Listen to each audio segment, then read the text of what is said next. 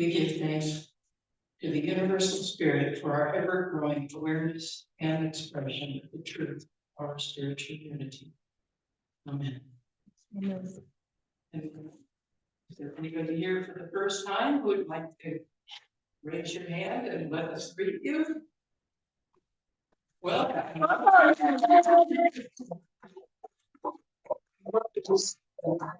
our under as we came in, welcome back to all of our church. And now we have some announcements. There are some in your bulletin that I'd like to follow up to give us some financial status.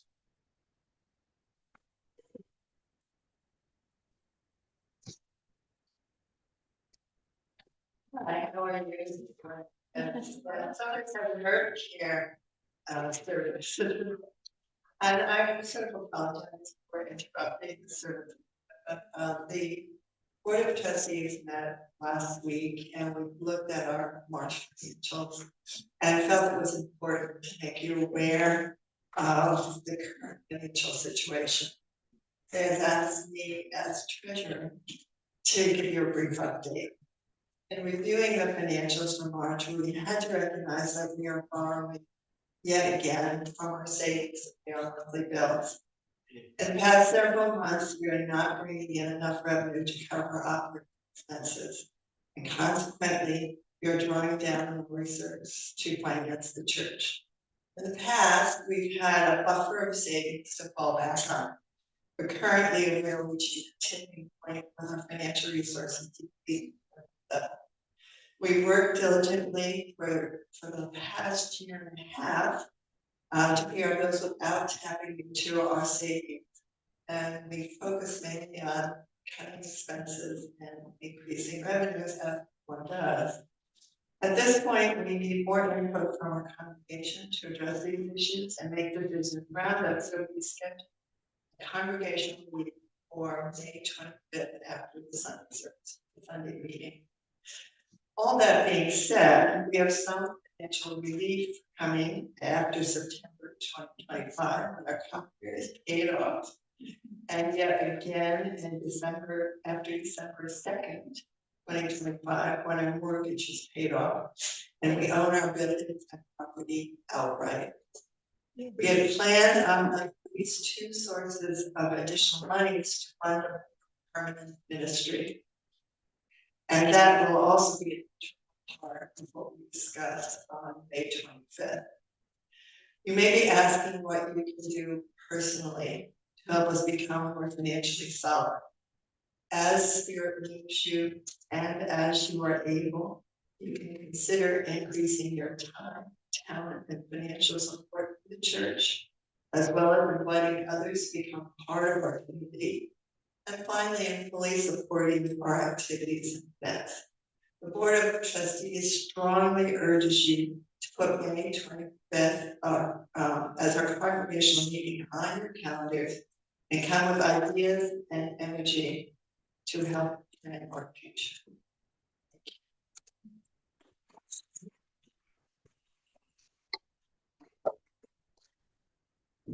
Thank you, Jenny. It was eye-opening. So, other announcements. Richard Jackson is going to do a music video with that next, not this coming Monday, but the following Monday. So we hope you'll be able to come and support that. It's a lot of fun. I was at the it was just great. And next week we have a new guest speaker coming.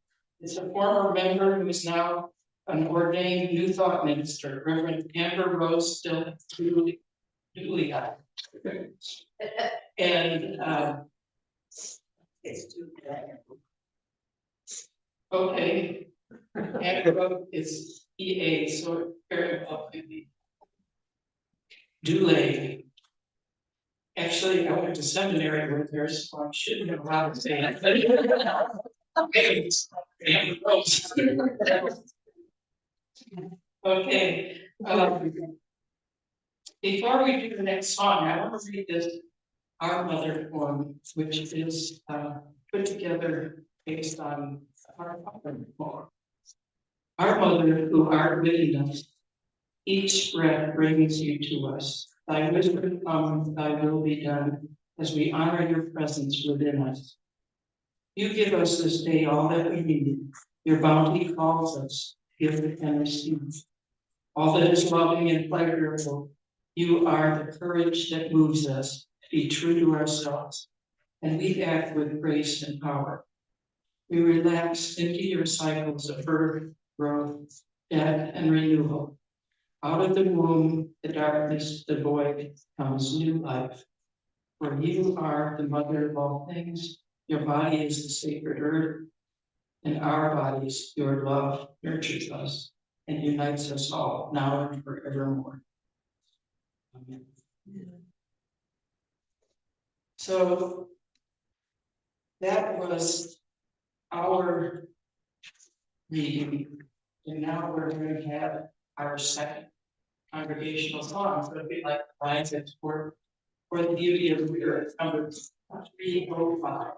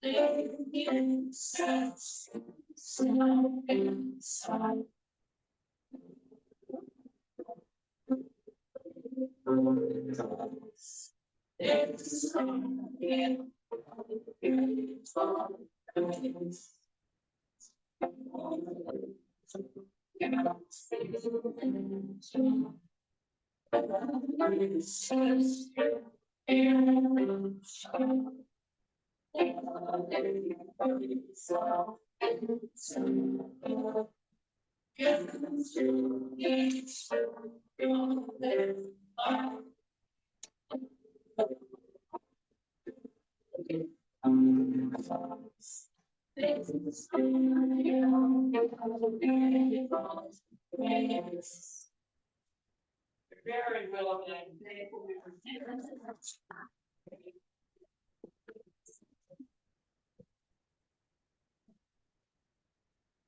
And since we've had our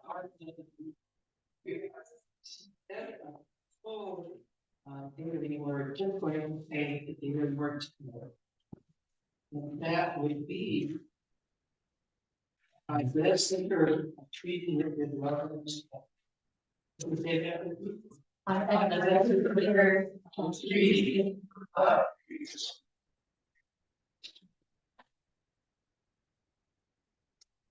And now I have lost my way. It is time for our Earth Care Covenant, and you have this one, and Pat is going to lead us in that. We can all say it together.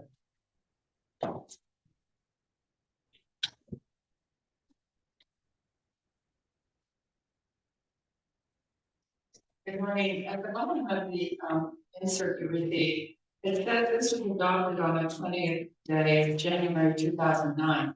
At that time, we were undergoing a process developed by the Unity Church, the main mother church, and create earth care congregations.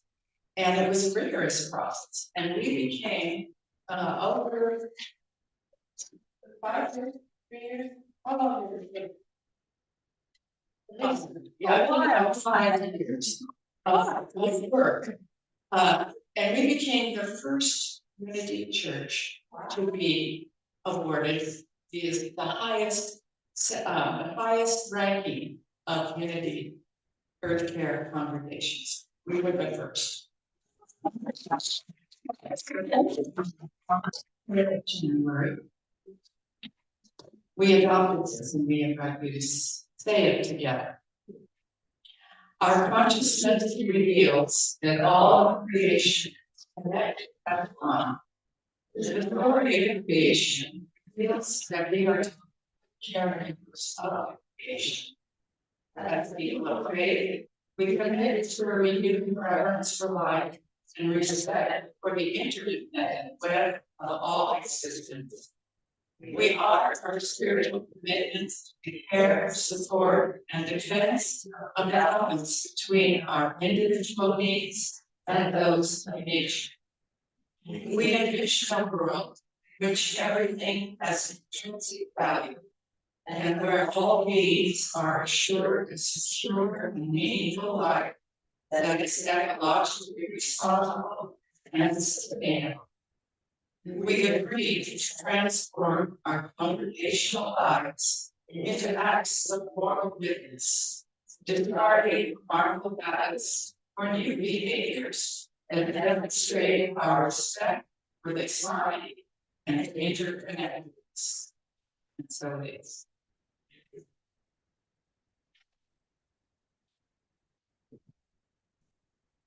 And with that, it's time for our prayers and gratitude. Dave, would you like to come forward and do that? Sure.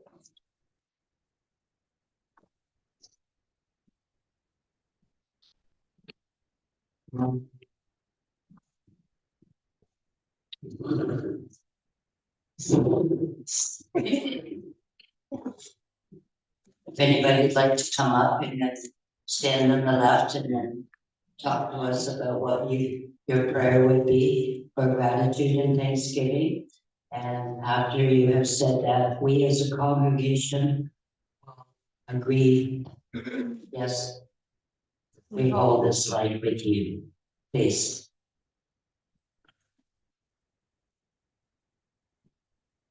My name is Heidi, and I'm here for many gratitudes, but also today is my husband's birthday. He's been just the rock for all this stuff I've been going through, and I appreciate this. And also my sister who has cancer. She surgery went well. She's doing chemo radiation, and I prayed for her before I had this.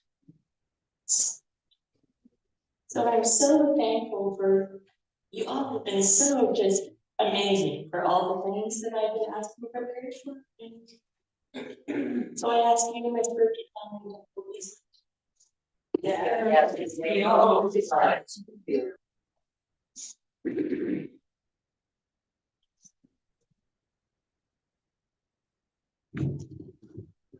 Good morning, my name is Billy, and I could add a little prayer added to my life, a little more prayer. This week we are going to do a whole lot of testing and see where my health is at. So I ask you, spiritual family, to hold. Yes, we hold this life.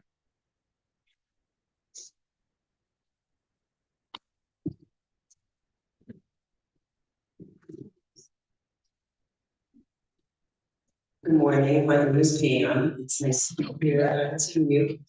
It's good to be back. I don't want to ruin your birthday, but. So my father passed yesterday. He's 97 years old. It's really kind of a good thing, you know. He lived a really good life and, but the family remains. There's a. So I asked one of the spiritual community, go hold this light with me. Yes, we all like.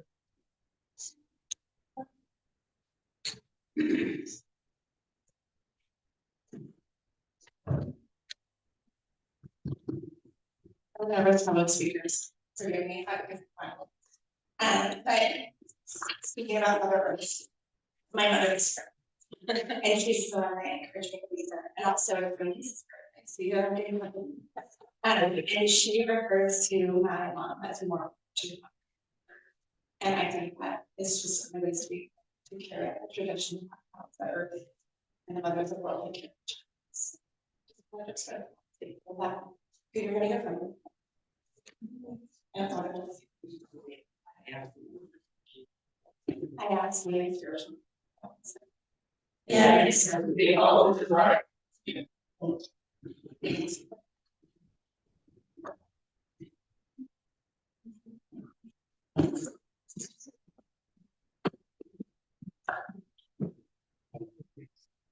So this light is the light of Christ. We hold this light for the prayers that are still in our hearts and all the good things that we know the power of prayer does, and all the gratitude and the thanksgiving that we have for today and every day of our lives. And I ask my spiritual family to hold this light with me.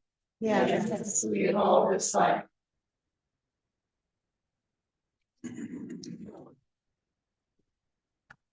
Thank you for me. And now we have some special music from Claire. Thank you.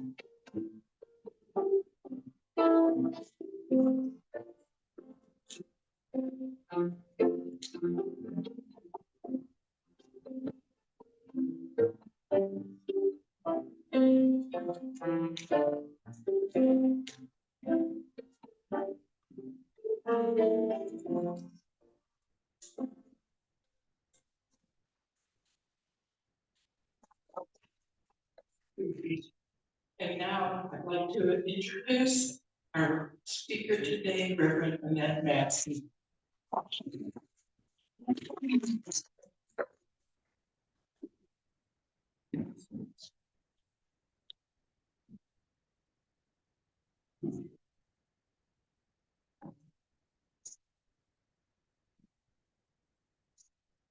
Okay, we good? Sound? Good morning. As always, it is a blessing to be with you in this sacred space. And it's really good to be here today as we give a special thanks for the gift of creation and this beautiful planet that we get to call home. It is designed by the Creator to provide everything that we need as long as we care. Now, many of us are familiar with the story in Genesis, God making light, dark, water, land, all the creatures of the earth in what has been translated as 6 days. Now, was it 6 24-hour days or 6 24 billion year days? Or something else? I don't know. Because divine time is different than human time. Perhaps God put in place the laws of the universe, creating over the millennia something that is beyond human comprehension. And no matter what the explanation for the existence of the universe, what matters is that this earth is here now. And we are here now, living and breathing on it. And that is a miracle to be grateful for. I've heard the question asked, where do you find God? The response from many people that I have heard, especially among us overwhelmingly unchurched Oregonians, is church. I've had those moments myself. One of them was at Silver Falls State Park last spring. I was walking behind the North Falls. It had been raining the previous days, and that 175-foot falls was roaring with falling water. And I was on the path behind these huge falls, feeling the spray on me, and looking out from the drive behind the falls into the sunlit canyon and the roar of the waterfall. It was like the sound of God.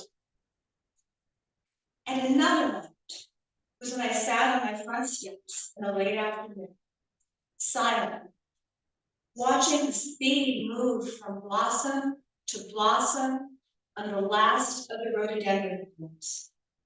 There wasn't a breeze, just the quiet buzz of that bee. Because holiness is found in the small quiet things, as well as the roaring waterfalls. There are so many moments that can make us stop and give thanks for the glorious beauty of creation.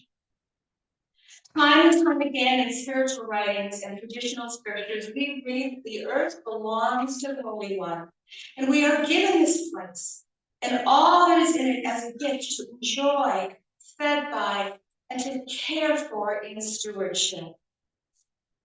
So how are humans doing in our stewardship responsibility? The United Nations has estimated that there are about 1 million of Earth's 8 million species are in danger of extinction.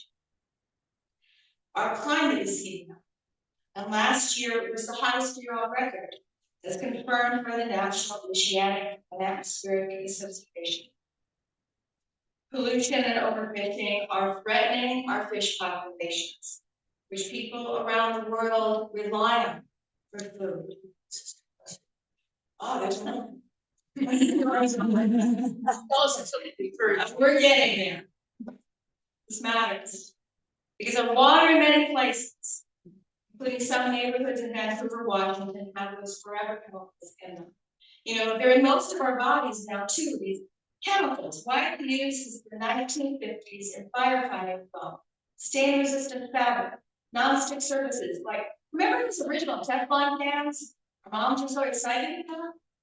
Those chemicals take thousands of years to break down, and they've been linked to a whole list of human health problems.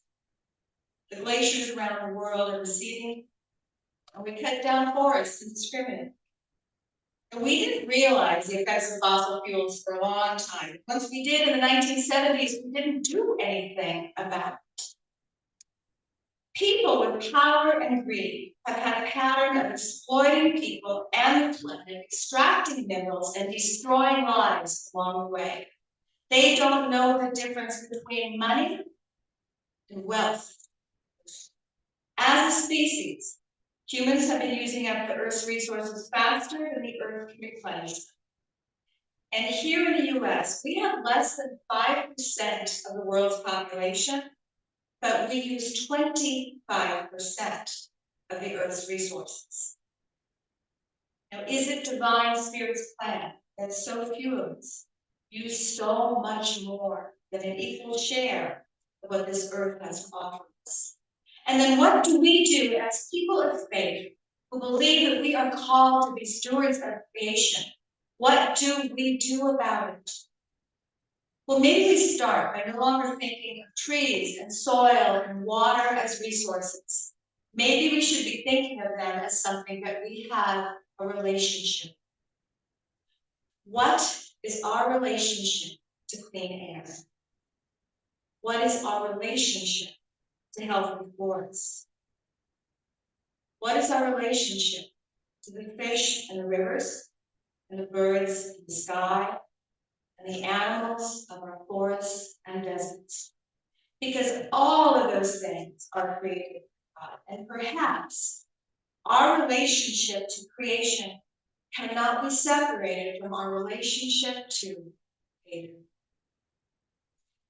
So how do we start doing better? And I want to say right at the front, I am not a steward of this planet, and I need to do much better. You know, one of the things I like about this church is your commitment to minimizing your negative impact on the planet. You respect this gift. You respect the responsibility that comes with it.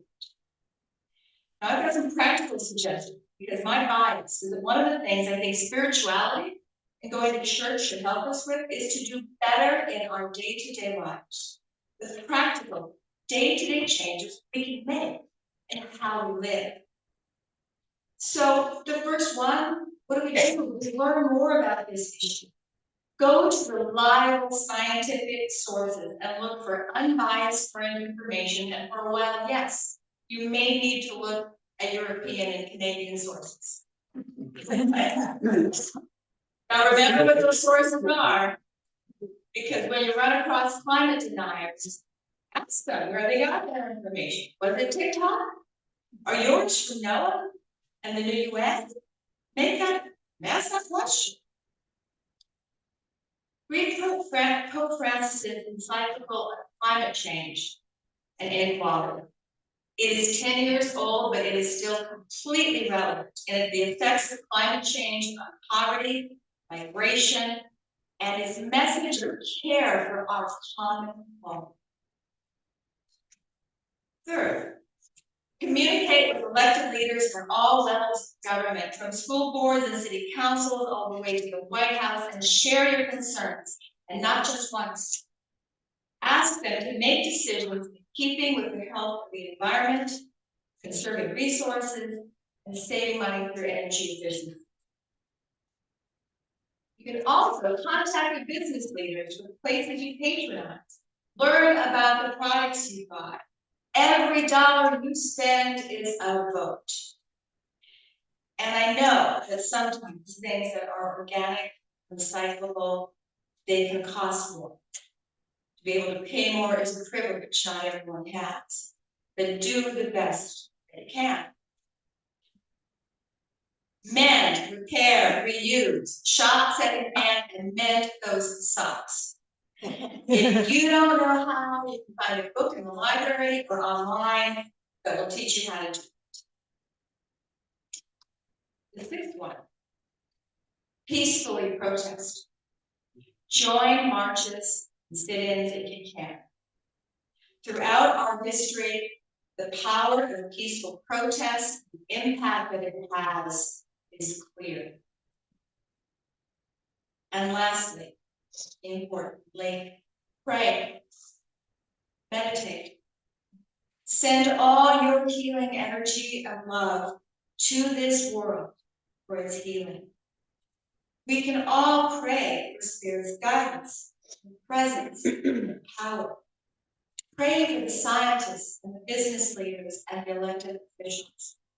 Pray for our farmers and loggers and those who fish and those who own nurseries and those of us as consumers when we're considering what fertilizer or insecticide to buy. Pray for all of us, that we make decisions for the common good of this, our common home. Pray that we all live, leaving enough healthy and good things on this earth for the generations that follow us to not just survive, but to thrive. Pray for our relationship to creation. And most importantly, never stop trying and never stop. We can make changes. And people around us have made some already. I think there is good news out there about the environment. Tree planting programs have reached 95% of US neighborhoods, according to the Arbor Day. Even the Democratic Republic of Congo, they're working to create the world's largest tropical forest reserve. Their country's largest tropical forest reserve. The 2025 Goldman Environmental Prize winners were announced last week. They come from Tunisia, Mongolia, Albania, the Canary Islands, the United States, and Peru. Each faced different environmental challenges in their communities, and each made a difference. And yeah, 2024 was a tough year for the planet. There's a chance this year could be worse, but that does not stop real work better at the beginning. Animals and rivers and forests and people are being protected by those who roll up their sleeves and step up. So please, pray that positive changes continue and grow. Pray that the sacrilege of environmental destruction stops. And do what you can to make a difference. This earth is God's creation. It will continue, even if human actions make it unfit for us to survive on. This is our earthly home, given by God to meet our needs as human beings. The sun warms it. The moon and the stars light it. The rain waters it. The trees shade it. The mountains rise above it, and the oceans lie beneath it. The waterfalls roar, the flowers bloom, and the birds sing. May we show our gratitude to God by protecting the earth and by restoring it. And I will close with a reading from the book of Job, chapter 12. But ask the animals, and they will teach you, or the birds in the sky, and they will tell you. Or speak to the earth, and it will teach you.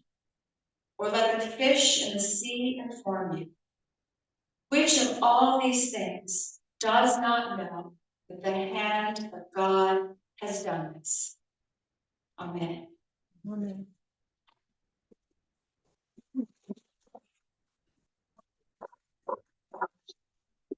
And at this time, we'll have some members of the Earth Care team share some earthly blessings.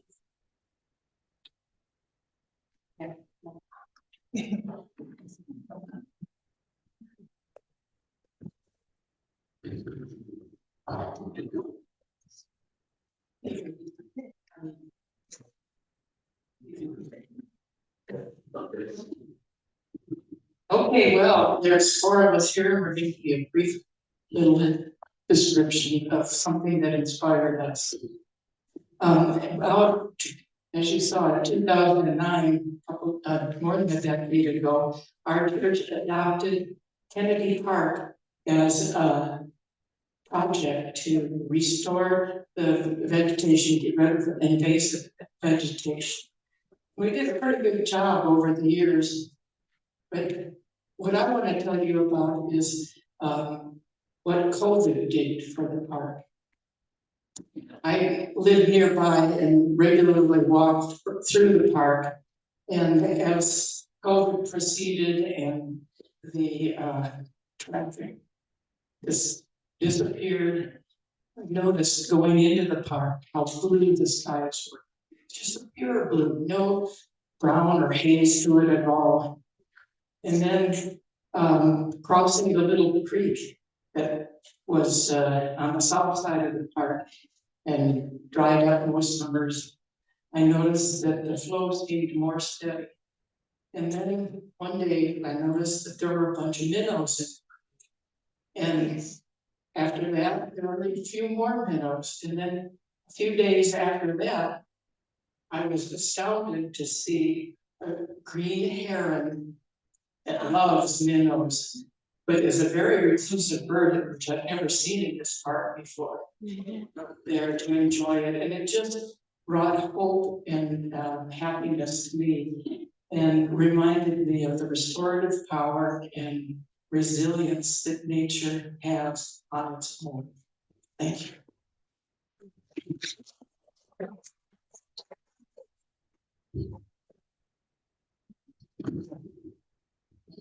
Good morning. If it's like to reflect for a moment, close your eyes. And picture yourself lying in a hammock on a beautiful day, looking over the pine boughs to a clear blue sky. There's maybe a little puffy white cloud off to the side. And right next to you, there's a table with a glass of iced tea on it. Okay, now open your eyes. That was me. There one day in 1982 or 83.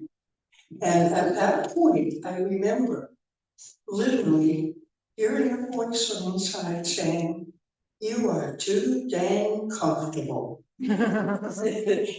It's time for something to change. And but fast forward a year or two, and I had managed to complete the arduous process of applying to the Peace Corps. And there I was in training in the Great Rift Valley in Kenya. Our training site was right up above Lake Naivasha, one of the most beautiful places on the planet. And one morning I got up to do yoga. I don't do that anymore. This incredible giraffe and baby walked right around the corner of the compound. And I was just so overwhelmed because it was very hard work. I mean, I don't mean to make too much of a light of it because it was hard work to be in training. But when you've got that, when you're surrounded by that kind of beauty and of course, very little vehicular traffic, it makes things a lot easier. And then after a brief break down in Mombasa, all of a sudden it was time to go to my village. I was terrified. I called my mommy in Connecticut. When I found that the three of us went on our way to different locations, and I got to my home in the Kikuyu land, which is beautiful land, very steep, rolling steep hills. And my first night, I walked on the little porch. My house was at about 6,000 feet on a 6,500 foot mountain.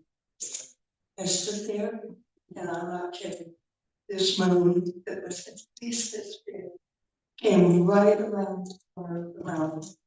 And I thought, well, maybe this is where I am supposed to be.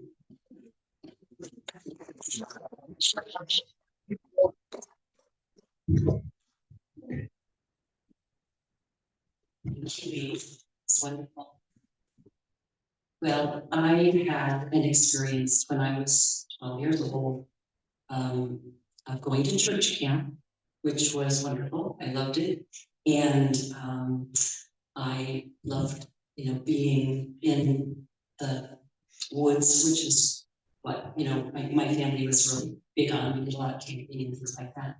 But I realized as we were sent off, to do our prayers out in the forest, I had never been in the forest alone.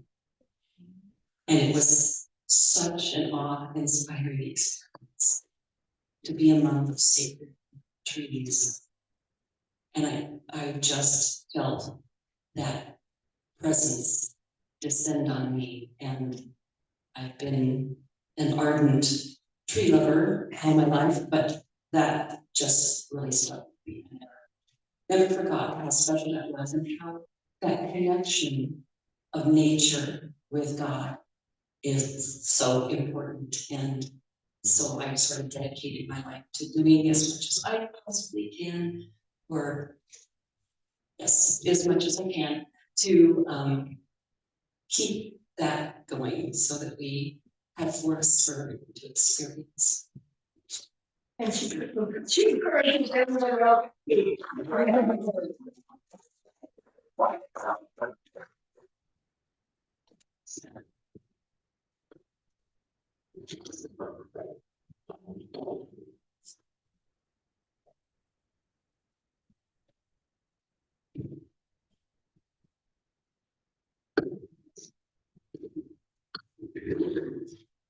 I'm trying, I got both microphones. Oh,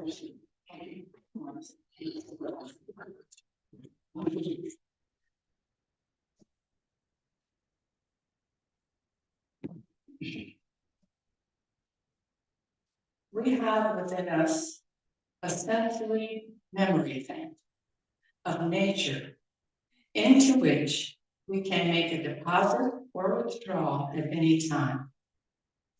It is full of sights, sounds, tastes, touches, and smells. These are some of the deposits and withdrawals I made this week. And then I chose some lines of poetry to go with it. And I confess to you that I did not create the original list of these things. They were an accumulation of suggested readings for an Earth Day celebration called Taysay that we did for about 10 or 12 years. And at the through the auspices of the Northwest Earth Institute. And I had one way in my file, and I thought, oh, you know, it would really be cool to add these to our reminiscences today and our experiences.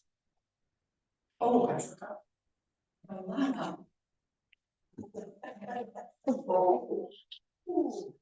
Yes.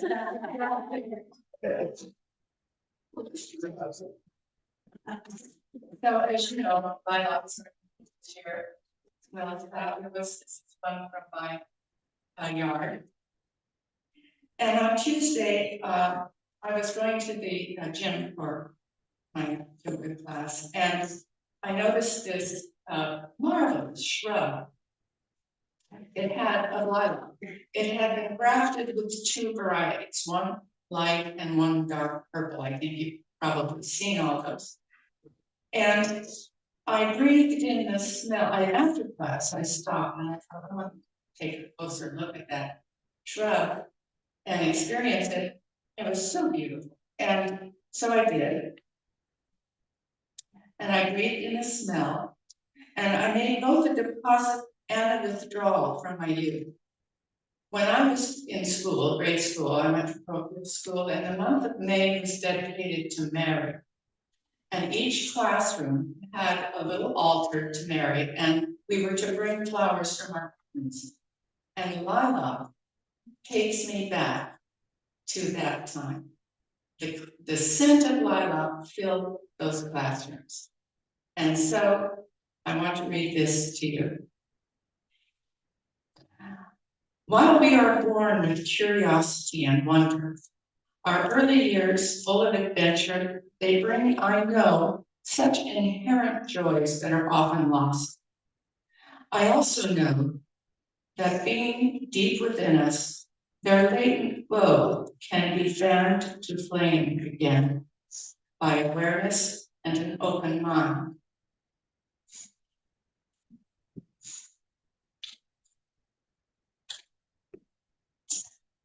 While working in the garden, well, it's really a yard of blackberries this week, a flock of geese flew overhead. And you can picture how they look, you know, a large swarm of them with a few stragglers.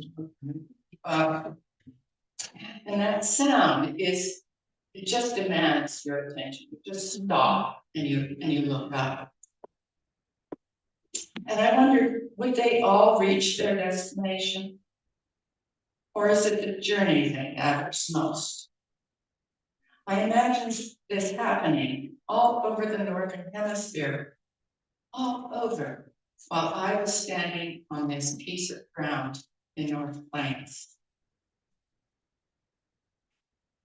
This reading is, I looked up the authors of all these, and I thought, oh, this is interesting, because it was attributed to Stalking Wolf and Apache Elder, and it was supposedly the teacher of Tom Brown Jr., who wrote the Tracker. But anyhow, this piece does fit beautifully with the idea and the image of that flock of geese. When viewed from afar, the flock appears to be one animal, one organism, one consciousness, governed by the collective force and spirit of all individuals. It is the same consciousness that runs through man, nature, and the earth, that which we call spirit that moves through all things, or the life force.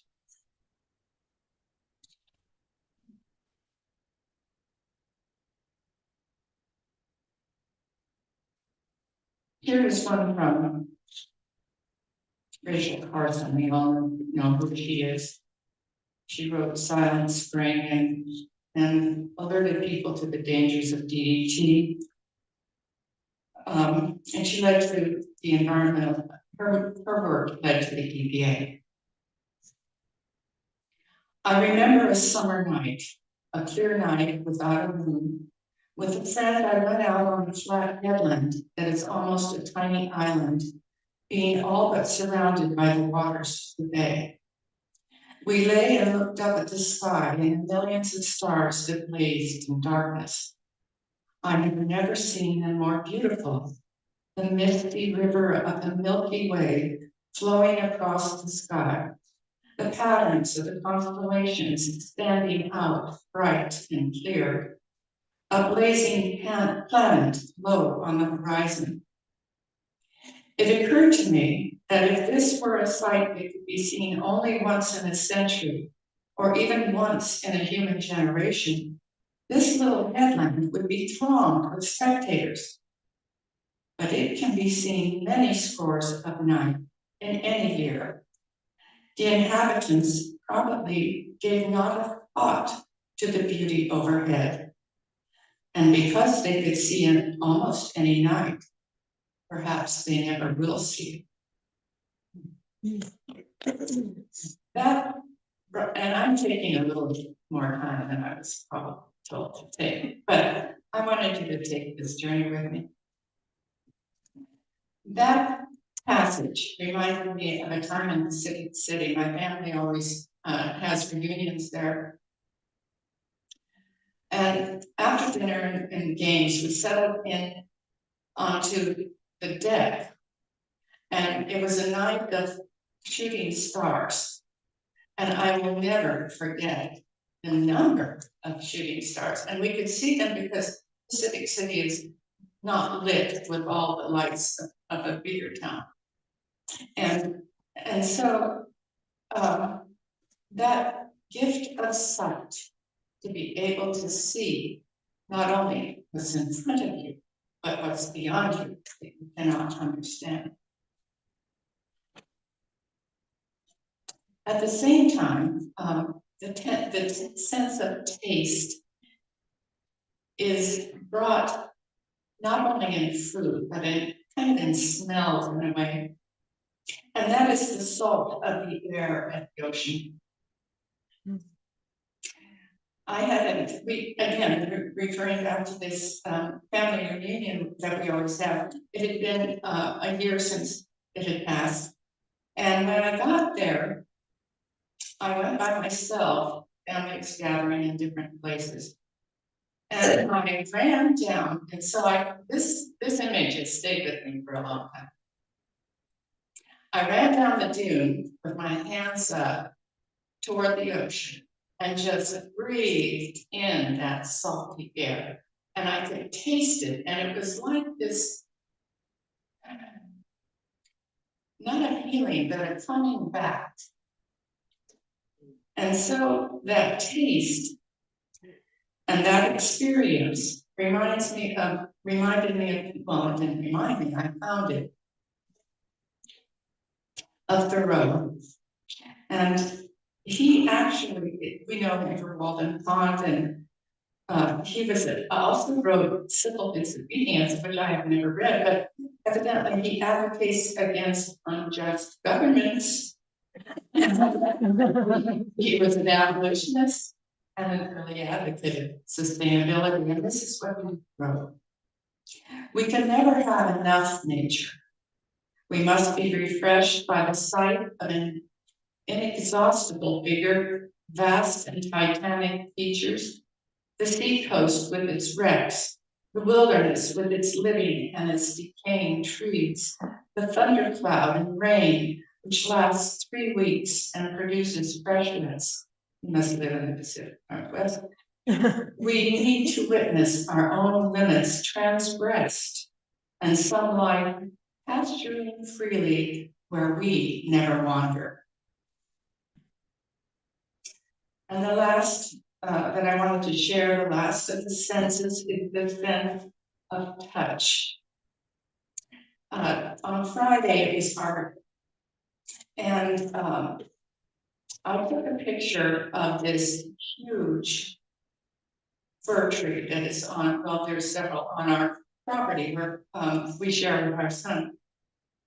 And this happens to be on his roof. And picture that dense bark. And I'm sure you've all felt it in the ridges and the strength that emanates.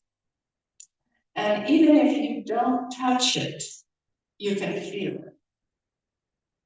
Well, this prompted, and so I sent a picture. We have this string of, is that what you call it, a string or a thread of communication within the family.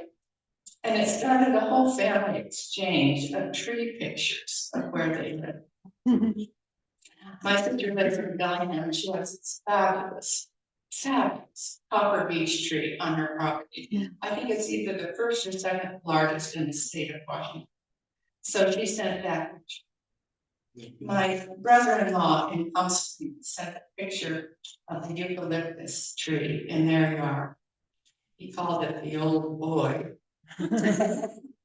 And closing, I'd like to read this to you from John Moffat, who was a poet, little known, but whose work has been studied and analyzed a lot, and it's a simple one. To look at anything, if you would know that thing, you must look at it long. To look at the green and say, I have seen spring in these woods, will not do. You must be the thing you see. You must be the dark snake of stems and ferny plumes of leaves. You must enter into the small silence between the leaves. You must take your time and touch the very place they issue from.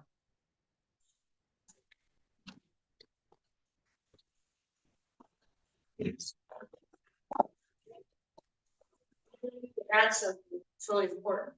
Overpopulation is contributes to global warming a lot, and they took it out of the school system. A lot of children wouldn't.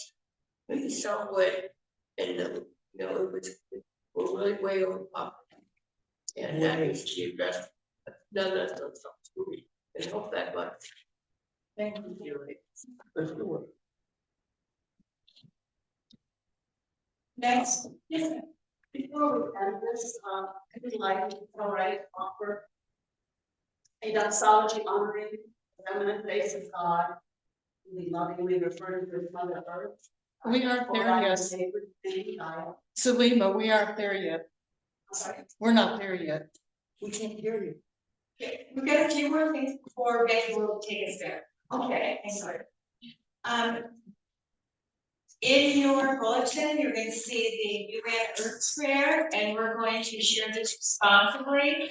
And then Becky has her theme bowl, and she will be playing that while we have a period of silent meditation. That meditation time will end when she reads 3 days on the bowl. We're gonna start right now with a responsive reading of the earth prayer. I'll read the bowl part, and then we will all read the part for that bowl. We join with the earth and with each other to bring new life to the land, to restore our bodies, to refresh you.